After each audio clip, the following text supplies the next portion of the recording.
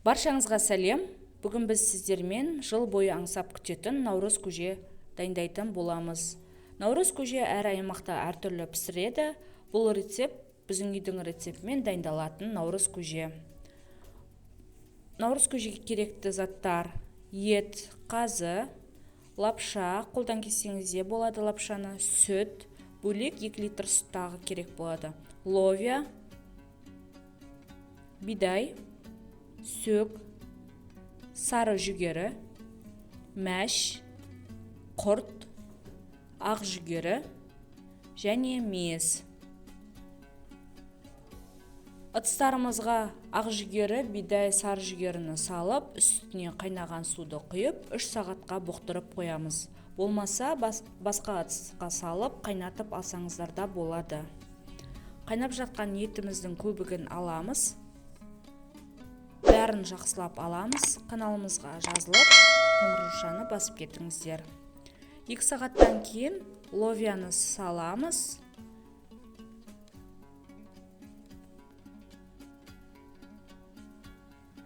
Содан кейін ақ жүгері мен сары жүгеріні саламыз. Осылай жүгерлерімізді салып алғаннан кейін бір араластырып алып, содан кейін бидайымызды саламыз.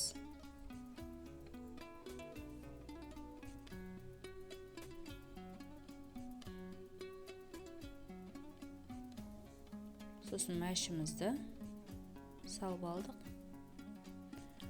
Қазанымыздан етті алып, сүйегінен етті ажыратып, етті шағын етіп турап аламыз.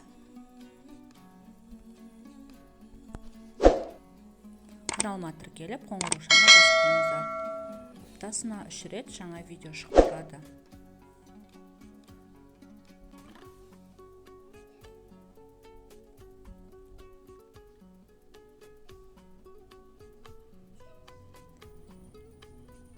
Осылай етіміздің бәрін салғаннан кейін тарелкамызға салып, енді қазымызды тураймыз.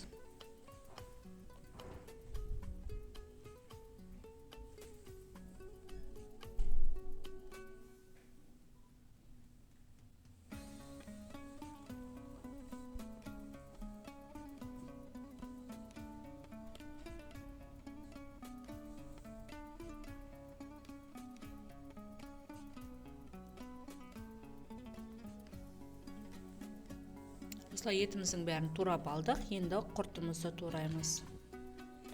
Ірі етті видеодағыдай турап алсаңыздар болады.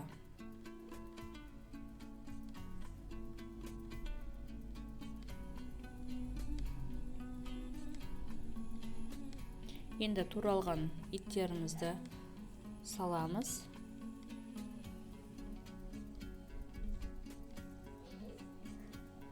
Құртты саламыз. Жуылған мейізді саламыз. Қайнап тұрған қазанымызға лапшамызды салдық. Осылай араластырып алғаннан кейін сүтімізге сөгімізді салып, осылай бір ыдыста қайнатып аламын, өйткені сөктің дәмі сол кезде жақсы шығады. Шамалы қант қосып жіберемін. Осылай ыдысымызға сүтіміз бен сөгімізді бәрін салып жібереміз.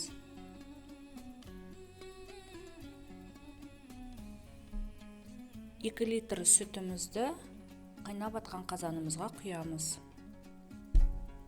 2-3 минут шамалы қайнатамыз. Әйтпесе сүтіміз іріп кетеді. Осындай дәмді наурыз көжеміз дайын болды. Дәл осы рецептпен жасап көріңіздер. Наурыз көжемізді ыдысымызға салдық. Сұйықтығы көп болу үшін сүт қоссаңыздар да тағы болады. Міне наурыз көжеміз. Ас болсын, наурыз құтты болсын, ақ мол болсын. Каналыма тіркеліп қойыңыздар.